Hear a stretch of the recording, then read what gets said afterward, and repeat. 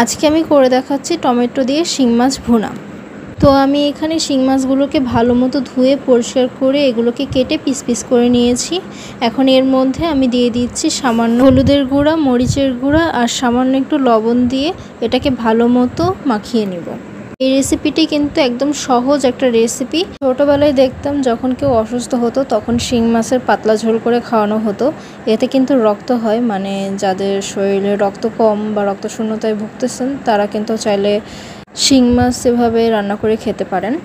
তো কথা বলতে বলতে আমি এখানে একটা কাজ করে ফেলেছি, দেখতেই পাচ্ছেন। আমি কড়াইতে পেঁয়াজ দিয়েছিলাম, পেঁয়াজটা একটু ভাজা ভাজা হয়ে আসার পর আমি এখানে মশলাপাতি দিয়েছি।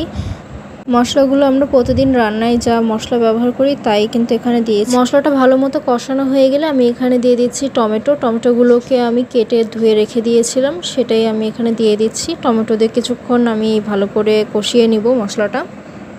টমেটো দিয়ে আমার মশলাটা কষানো হয়ে গেছে। এই পর্যায়ে আমি এখানে 3-4টা মরিচ মাঝখান থেকে চিড়ে দিয়ে দিচ্ছি।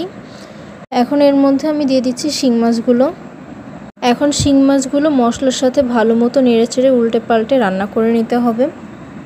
যারা যারা আমার ভিডিওটা দেখছেন তাদেরকে অনুরোধ রইল আমার ভিডিওটাতে একটা লাইক করে দিতে, কমেন্ট করে জানাতে কেমন লাগলো। আমার রান্নাটা প্রায় শেষ। এই পর্যায়ে আমি একটু পানি দিয়ে দিচ্ছি। পানি দিয়ে এটাকে আরও কিছুক্ষণ আমি কষিয়ে নিব। এরপরে চুলাটা বন্ধ করে আমি পরিবেশন করে নেব।